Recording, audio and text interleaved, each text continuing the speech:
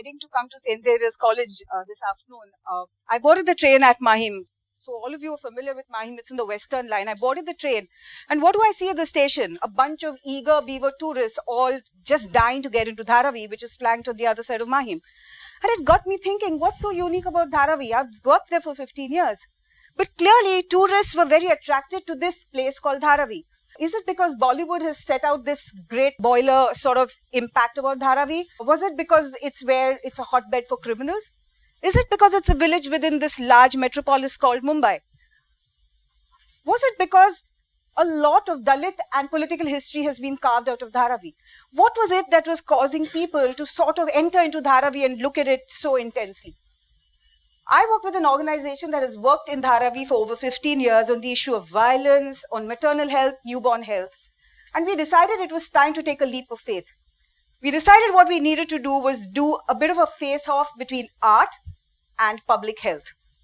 So we got our heads together and we decided, let's put art and public health on the same platform. We were very clear about our objectives. We wanted to talk about art.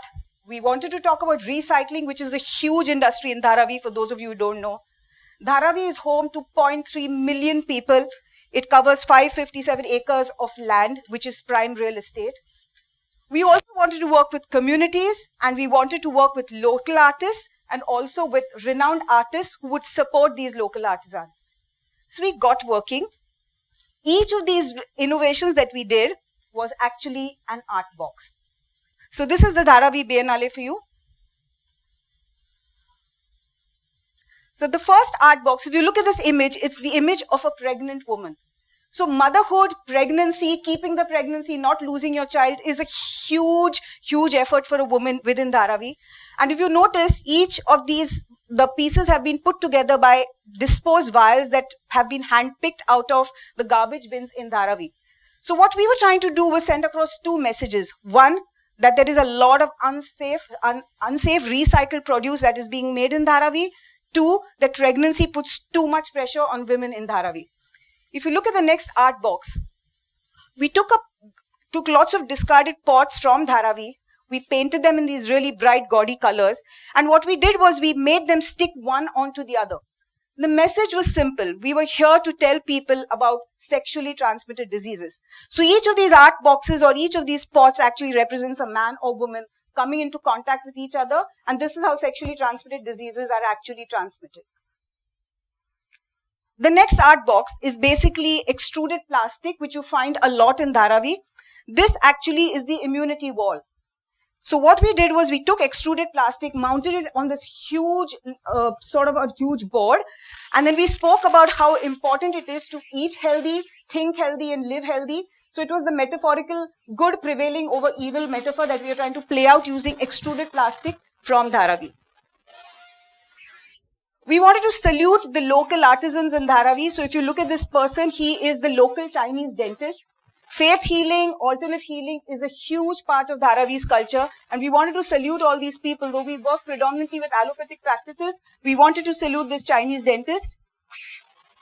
He's a bone setter who substitutes for an orthopedic surgeon, because orthopedic surgeons are unaffordable and sometimes they are alien people. So most people in Dharavi would rather go to a bone setter. This was about growing air. So in Dharavi, because there are lots of brick kilns and there's lots of pollution, people are breathing a lot of contaminated air. So this process was simple. All we told people was you need to grow one potted plant in your house to get the oxygen for your family. It was just a way of telling people to reduce pollution and to improve the air quality within their homes. This art box we did along with the Ishara Puppet Company from Delhi, where we created these large human-sized puppets, and we spoke about tuberculosis and what we need to do to avoid tuberculosis, which is very, very prevalent in Dharavi. Then we did something called the comics epidemic. This was a very, very exciting project. We got youth, men, women, old, young people to articulate their concerns about health, sanitation, and safety in urban slums. We made these giant-sized comics, which we stuck on the walls in Dharavi, and we asked people to associate with the comics and come out with this book. So this is what we call the comics epidemic in Dharavi. The Priya Shakti was basically done by a bunch of street artists from all over the world. So as you can see, there's Parvati riding atop this fearless tiger.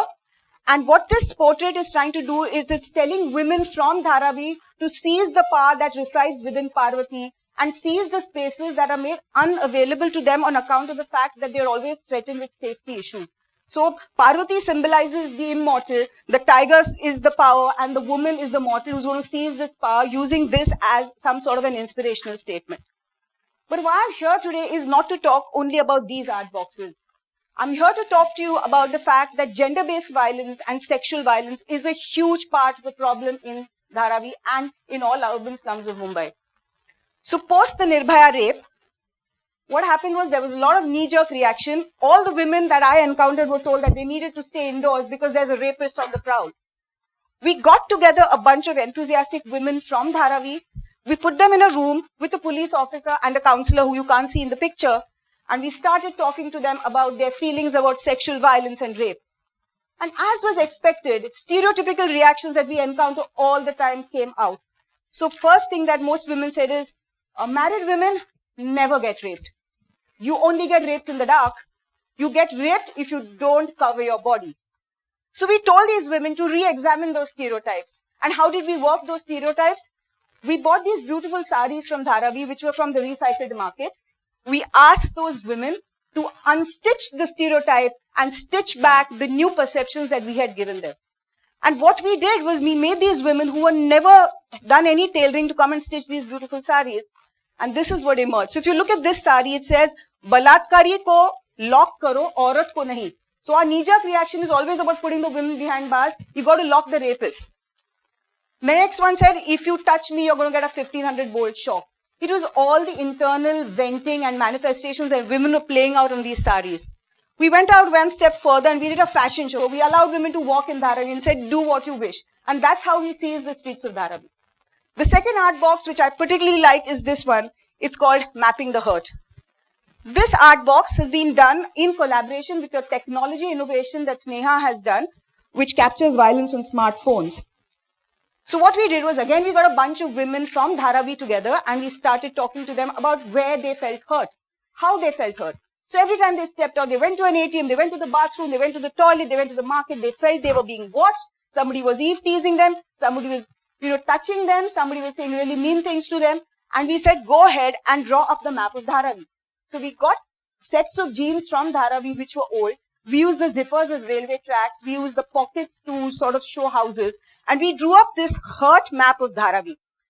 And what emerged out of this hurt map was phenomenal. A pockmarked map of Dharavi showing high density hurt positions where women were hotspotting every place in Dharavi where they never felt like they can come into their own. We used this to then create this technological innovation called the Little Sister Project, basically which equips these very same women with smartphones.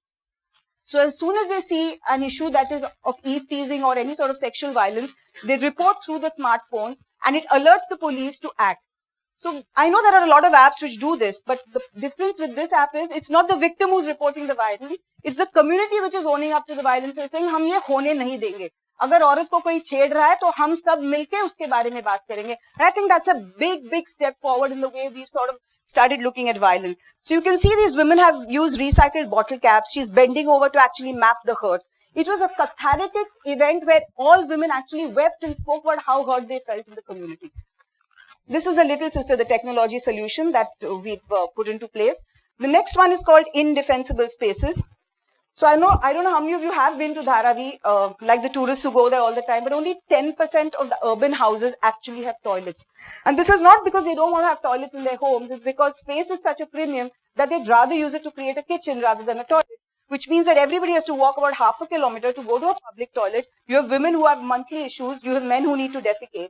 And what happens is, on their journey to and back from the toilet, women especially are under the lure and the gaze of a lot of men who stand around in groups. For instance, if a woman is going to the toilet, she's teased. She can't even do her daily ablutions in peace. On the other hand, because the men don't have toilets which are covered, they defecate in the open, which means women have to actually watch them defecating. So we decided we needed to do something about it. So we armed all these women with cameras and said, go right into that toilet, film what you don't like, and face up to what you want changed. rather than saying, you know, this is not right, that is not right. So we armed women with cameras, and you can see women from the community took cameras in their hand, went into the community, filmed everything from excreta to the abuse to the lack of lights, and we came up with this beautiful film called The Indefensible Spaces. So a lot of people ask us, so what's so great about the Dharavi Biennale? I mean, so many people do art projects. You know, we did a qualitative analysis. We found that scores of people loved our projects. 10,000 people visited our project. We had almost 400 participants, 12 mentor artists, and we had the works. People were talking about it, media coverage from across the globe. The quantitative analysis also threw up great numbers. We did a quirky analysis, we did an arty analysis, we did a comic-y analysis. On all fronts, we were doing great. But I think what was important to us, and to me in particular, was the fact that in some way, we had moved the needle for Dharavi. So Dharavi had then moved from being this ugly, voyeuristic, dank place to being this positive, artistic place where artists had a voice, art had a voice, people recognized that Dharavi existed. And I think what happened at the end was that Dharavi stopped being the other. Dharavi just became us. And I think for SNEHA and the organization that I worked for, this was the needle that we wanted moved. We were not here to tell people that Dharavi is this phenomenally beautiful place. We were here to tell people that Bombay has a Dharavi, you belong to Mumbai, and Mumbai belongs to us. So we are all part of Dharavi. Thank you.